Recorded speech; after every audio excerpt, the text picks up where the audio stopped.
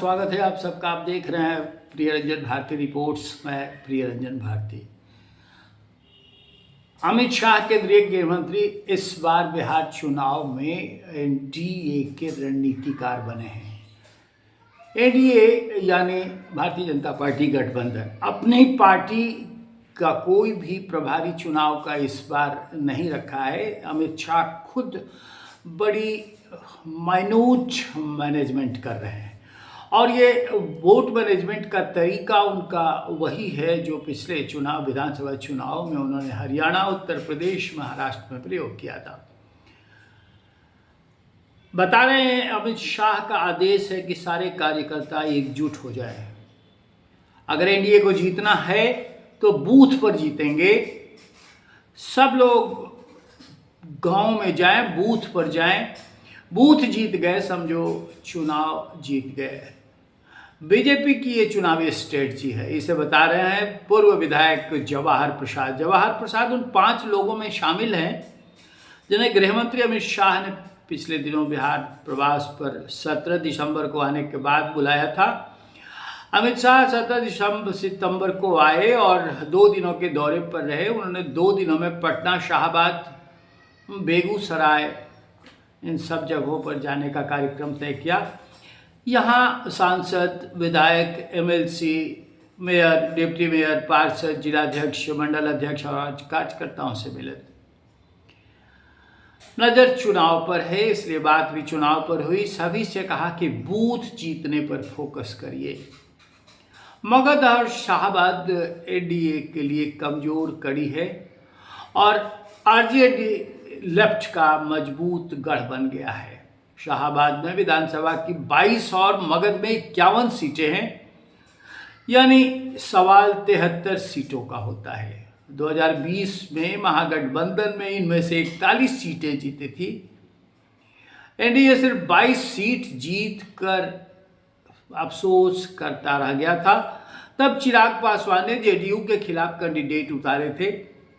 इस वजह से जेडीयू के 11 कैंडिडेट हार गए थे। अमित शाह की कोशिश है कि इन सारी सीटों पर दोबारा अपनी पकड़ मजबूत करें और चुनाव जीतें। इसके लिए उन्होंने स्ट्रेटजी बनाई है, जीत का रोड मैप बनाया है। हर एक कार्यकर्ता को 20 वोट जुटाने का टारगेट दिया है। अमित शाह ने रोहतास के डेहरी ऑन सोन में कार्यकर्ताओं से बात की। कहा कि शाहबाद जीतने का रोड मैप ऐसे नहीं बनेगा। रोड मैप बनेगा इस तरह से कि हर कार्यकर्ता कम से कम 20 वोट जुटाने की जिम्मेवारी ले। कार्यक्रम में मौजूद रहे एक लीडर बताते हैं कि अमित शाह जी ने कहा सीनियर कार्यकर्ता गांव-गांव जाएं, लोगों से संपर्क करें, डोर टू डोर जाएं। एक कार्यकर्ता को कम से कम 20 वोट हर हाल में दिलाना है। 20 वोट बिल्कुल न्यूनतम संख्या निर्धारित किया गया है। इससे अधिक जितने भी मतदान करा सकता है एक कार्यकर्ता, उसकी कोई सीमा नहीं रखी, लेकिन सबसे न्यूनतम संख्या एक कार्यकर्ता के लिए 20 वोटों का जुगाड़ निर्धारित किया गया है। ये चुनाव सरकार बनाने का नहीं है, बल्कि 3/3 से ज़्यादा बहुमत से सरकार बनाने का है। ये मंत्र दिया है अमित शाह ने। ये मंत्र ऐसा है जिससे कार्यकर्ताओं को एक बड़ी जिम्मेवारी का बोध होने लगा है। अब उन्होंने कहा कि हमें यहाँ से तय करके जाना है कि 80% सीटें हमारे पास हो। 80% सीटें जीतने का लक्ष्य आसान तो नहीं है, लेकिन जब माइन्यूट वोट मैनेजमेंट किया जाए तो वाकई ये लक्ष्य बहुत बड़ा नहीं रह जाता है।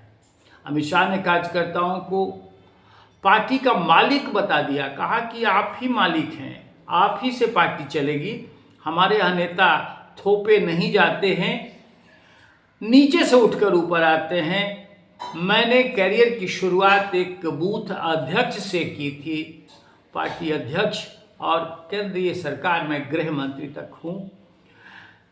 बीजेपी में हमारे सोर्स के अगर उनकी बातों पर यकीन किया जाए तो अमित शाह ने कमजोर सीटों के लिए कमजोर बूथों की पहचान और उन पर फोकस करने के लिए कहा है। बीजेपी जनता दल यूनाइटेड इस बार अपनी सीटें बदल सकते हैं। मजबूत कैंडिडेट के हिसाब से पार्टी को सीट दिए जाने की उम्मीद बढ़ गई है। सबसे ज्यादा जोर शाहबाद और मगध के क्षेत्रों पर है। 2020 में एनडीए को शाहबाद और मगध के 51 सीटों पर हार मिले थे। 51 सीटों पर हार मिलना एक साधारण सी बात नहीं होती है। इनमें नीतीश कुमार के गृह जिले नालंदा के इस्लामपुर सीट भी शामिल है। हालांकि नालंदा में एनडीए की स्थिति बेहतर है, फिर भी ये जिला मगध में आता है और 2014 के लोकसभा चुनाव में जेडीयू को सिर्फ 2 सीटें मिली थी।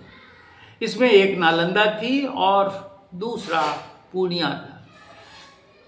ये खास करके नीतीश कुमार का गृह क्षेत्र है और कुर्मी बहुल इलाका है। उसके साथ साथ कुशवाहा की आबादी भी कम नहीं है। नालंदा में विधानसभा की 7 सीटें हैं जहां हारी थी। पिछली बार स्थिति खराब हुई थी। इस्लामपुर जैसे सीट गंवा देने के लिए मजबूर हो गया था जनता दल यूनाइटेड। 2020 में एनडीए में 7 में से 6 सीटें जीती थी। जनता दल यूनाइटेड के 43 में से 5 विधायक नालंदा से ही थे। नालंदा को हटा दें तो पूरे शाहबाद और मगध में एनडीए के पास सिर्फ 16 सीटें जीतने की बची थी, यानी जीती थी जितनी सीटों पर वो संख्या 16 है। बीजेपी इसी कमजोर कड़ी को मजबूत करना चाहती है और रणनीति तय कर रहे केंद्रीय गृह मंत्री अमित शाह इस कमजोर कड़ी पर ही अपने हाथ फेर रहे हैं, अपना शिकंजा कसते हुए दिख रहे हैं। अमित शाह जिला स्तर पर बीजेपी और एनडीए के नेताओं की गुटबाजी भी खत्म करने पर जोर दे रहे हैं, क्योंकि भारतीय जनता पार्टी के अंदर जितने भ्रष्टाचार की बातें आ रही हैं मंत्रियों में, उतने ही अंदर में गुटबंदी बहुत भयानक रूप में उभर कर सामने आ गई है। बीजेपी के प्रदेश अध्यक्ष दिलीप जायसवाल, अगर उनकी बातें पर गौर की जाए तो कहते हैं गृह मंत्री अमित शाह का कार्यक्रम संगठन को धारदार बनाने और चुनावी रणनीति को जमीनी स्तर पर पहुंचाने के नजरिए से अहम है, खास महत्वपूर्ण है। वे खुद समीक्षा कर रहे हैं कि संगठन और बूथ स्तर पर तैयारियां कितनी मजबूत है। यहाँ काम करने की बेहद जरूरत है। एक और कमजोर कड़ी है कुशवाहा वोट बैंक, जो कहते हैं कुर्मी कुशवाहा, यानी ये कुर्मी तो नीतीश कुमार के साथ है, लेकिन कुशवाहा की आबादी पिछले लोकसभा चुनाव में खास करके मध्य बिहार में, यानी मध्य और दक्षिण बिहार में एनडीए से छिटकती हुई नजर आई थी और कुशवाहा वोटों के पृथक हो जाने से, अलग हो जाने से ऐसा हुआ कई सीटें भाजपा गठबंधन हार गया था।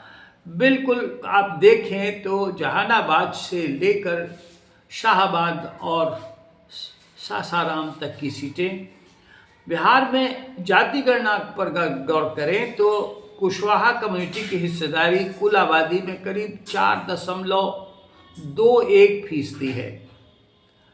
2020 में हुए विधानसभा चुनाव में और 2024 में हुए लोकसभा चुनाव में एनडीए के पिछड़ने की सबसे बड़ी वजह कुशवाहा वोट बैंक का साथ न देना माना जा रहा है।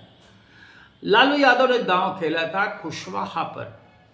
उनकी नज़र थी कि कुशवाहा वोट बैंक को एनडीए से छिटका दिया जाए। ये छिटकने में सक्षम है, क्योंकि कुर्मी कुशवाहा में दोनों जातियों के बीच में जो एक समझदारी थी, कुशवाहा उससे थोड़ा पृथक होता जा रहा है। उसको इस बात का एहसास होने लगा कि कुर्मी तो मुख्यमंत्री पद हासिल करके सत्ता की रेवड़ियां चाव रहा है, लेकिन हमारे हाथ कुछ नहीं लगा। और जो नेता कुशवाहा समाज के आए, उन्होंने फिर अपने समाज को आईना ही दिखाया। एक तरह से कहा जाए कि अपने समाज के लिए बढ़ चढ़ कुछ नहीं किया, और यही नाराजगी कुशवाहा समाज में है। कुशवाहा और कुर्मी को लौ कुश कहा जाता रहा है। अब लौ कुश की जोड़ी पृथक होने से, विच्छिन्न हो जाने से ये खतरा बढ़ा है। अब ये अगर गौर किया जाए तो ऐसे उपेंद्र कुशवाहा थर्ड फ्रंट से लड़ रहे थे 2020 में। उनके कैंडिडेट्स को हर सीट पर 1500 से 15,000 तक वोट मिले। इसका नुकसान एनडीए को हुआ था। वही लोकसभा चुनाव में लालू यादव ने कुशवाहा कार्ड खेला तो एनडीए को पलीता लग गया, खेल बिगड़ गया। लालू ने कुशवाहा कम्युनिटी से 8 उम्मीदवार चुनाव मैदान में उतार दिए थे। एनडीए ने सबसे सबक लिया है और इस बार विधानसभा चुनाव से पहले उपेंद्र कुशवाहा को राज्यसभा और जनता दल यूनाइटेड के भगवान सिंह कुशवाहा को एमएलसी बनाया। इसे कुशवाहा वोटरों को साधने की कोशिश के रूप में देखा गया। अब चिराग पासवान और नीतीश को साथ रखने की कोशिश अमित शाह भरपूर कर रहे हैं। शाहबाद में 2020 के चुनाव में जनता दल यूनाइटेड को हार मिली थी। चुनाव से पहले एनडीए में रहे चिराग पासवान ने जनता दल यू के खिलाफ कैंडिडेट्स उतार दिए थे। ये एक रणनीतिक रूप से किया गया था। अब इसमें बदनामियां चाहे भाजपा के हाथ लगे या चिराग पासवान के ऊपर ये तोहमत लगे, लेकिन एक रणनीति बनी थी और उसके तहत ये हुआ। जो कैंडिडेट उतार दिए गए उसकी वजह से जनता दल यूनाइटेड के कैंडिडेट 11 कैंडिडेट कमोबेश शाहबाद में हार गए थे। इस वजह से जनता दल यूनाइटेड को बड़ा नुकसान उठाना पड़ा था। हालांकि बीएसपी से जीते हुए जमां खान बाद में जनता दल यू में शामिल हो गए। अब वो अभी नीतीश सरकार में मंत्री भी हैं। लेकिन इस बार अमित शाह ने एकजुटता दिखाने की भरसक कोशिश की है। नीतीश कुमार के नेतृत्व में पूरा एनडीए को एक पिलर की तरह साथ जोड़े रखने की कवायद की है। कार्यकर्ताओं से कहा है कि एनडीए की सभी पार्टियों के लिए नेता कार्यकर्ताओं से मिलकर के रहें और सभी को जीत दर्ज कराने के प्रति वफादारी से काम करें। अब ये सिक्का कैसे चल पाता है और इसकी धार वाकई चुनाव में दिखाई पड़ती है, नतीजे उसके अनुसार रेखांकित हो पाते हैं या नहीं, ये अभी तो वक्त है। चुनाव जब हो जाएंगे तब अमित शाह के माइन्यूट बूथ मैनेजमेंट की कहानी समझ में आएगी कि वाकई ये सच है या फिर ऐसा ही कोई ताना बाना बुनने वाला बुन गया था। आज के अंक में बस इतना ही। हम आपसे निवेदन करेंगे कि इस हमारे चैनल को अगर सब्सक्राइब नहीं किया है तो सब्सक्राइब करिए, लाइक कीजिए, शेयर कीजिए और हाँ, अपनी प्रतिक्रिया कमेंट बॉक्स पे जाकर ज़रूर दीजिए। फिर मिलते हैं। नमस्कार।